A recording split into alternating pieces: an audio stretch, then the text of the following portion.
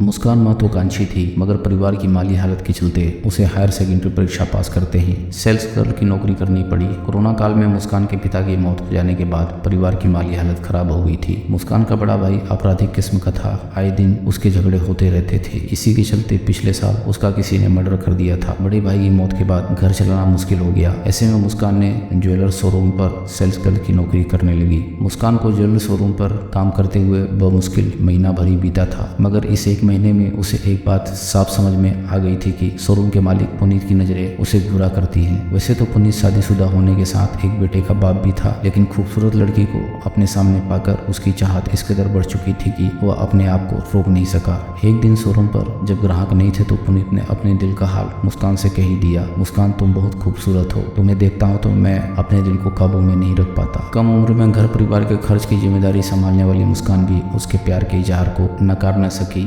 Jewellery showroom पर ही उनका प्यार परवान चढ़ने लगा। पुनीत मुस्कान की हर ख्वाहिश और जरूरतों का पूरा ख्याल रखने लगा। पुनीत मुस्कान को अपने प्यार के जाल में फंसा चुका था। वह आए दिन मुस्कान को तरह तरह के गिफ्ट की पेशकश करता था। दुकान में 17 साल का एक लड़का अन्नू भी काम करता था। पुनीत और मुस्कान के बीच मीडिएटर का काम अन्नू करता था। पुनीत मुस्कान के साथ संबंध बनाने को उतावला हो रहा था, मगर मुस्कान अपने माँ के डर से इसके लिए राजी नहीं थी। पिछले साल दिवाली के पहले की बात है। एक दिन मौका पाकर पुनीत मुस्कान के घर जाकर उसकी माँ से बोला, माँ जी, दीपावली के बाद सीजन शुरू होने वाला है। ज्वेलरी की खरीदारी के लिए मुस्कान को नागपुर साथ ले जाना है। मुस्कान को ग्राहकों की पसंद नापसंद का खूब अनुभव हो गया है। बेटी की तारीफ सुन कर लता ने यह सोचकर हामी भर दी कि आखिर पुनीत उसका मालिक जो ठहरा उसके साथ जाने में हर्ज क्या है। मुस्कान के घर वालों की सहमति मिलते ही एक दिन कार से पुनीत और मुस्कान नागपुर के लिए चल पड़े। रास्ते में कार के सफर के दौरान उन्होंने खूब मस्ती की। नागपुर पहुंचकर दिन भर ज्वेलरी की खरीदारी की और पुनीत ने मुस्कान को नए स्टाइलिश कपड़े दिलाए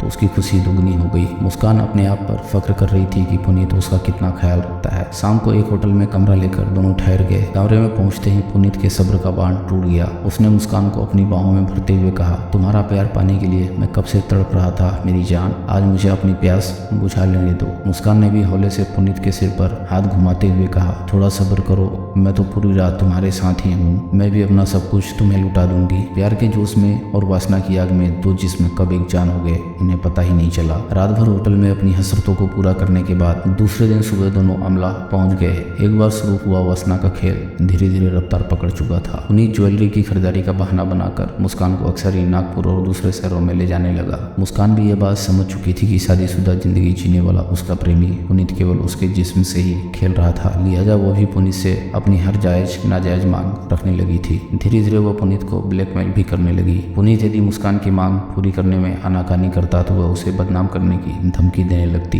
देखते ही देखते मुस्कान की लाइफ स्टाइल काफी मॉडर्न हो चुकी थी। महंगे कपड़े और मोबाइल का शौक उसके सिर पर चढ़कर बोल रहा था। बदनामी के डर से मुस्कान की हर डिमांड पूरी करना पुनीत की मजबूरी बन चुकी थी।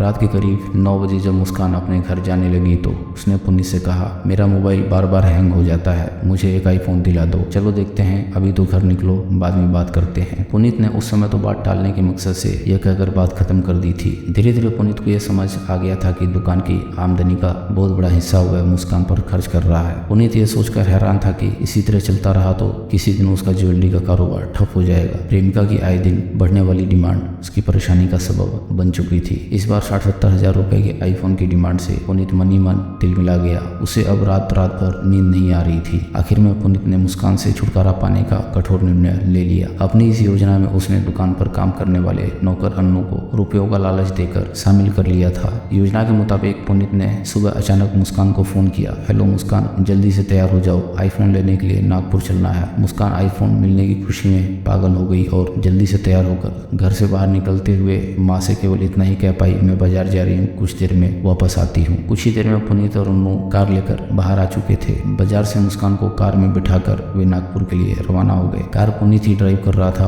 और मुस्कान अगली सीट पर बैठी थी, जबकि पिछली सीट पर बैठा अन्नू मोबाइल पर गेम खेलने का नाटक कर रहा था। कार से सफर के दौरान मुस्कान को बियर की पेशकश की गई, लेकिन उसने इनकार कर दिया। पुनीत और अन्नू ने मिलकर शराब पी और कुछ ही घंटों में कार मध्य प्रदेश की सीमा से बाहर निकल चुकी थी। रास्ते में सुनसान जगह पर पुनीत ने कार रोकी और बराबर की सीट पर बैठी मुस्कान के गले में हाथ डालकर प्यार का नाटक करने लगा। इसी दौरान पीछे बैठे हुए अन्नू ने उसका जोर से गला दबा दिया। मुस्कान ने जोर से चीखने की कोशिश की, मगर पुनीत ने उसका मुंह हथेली से बंद कर दिया था। कुछ ही देर में जब वह बेहोश हो गई तो दोनों ने उसे कार से बाहर खींच लिया और सड़क पर पड़े बड़े पत्थर से उसका सिर कुचलकर मौत के घाट उतार दिया। दोस्तों, अगर आपको कहानी पसंद आ रही है तो वीडियो को लाइक करें और चैनल को सब्सक्राइब करें। हम ऐसी मज़ेदार कहानियाँ आपके लिए लाते रहेंगे।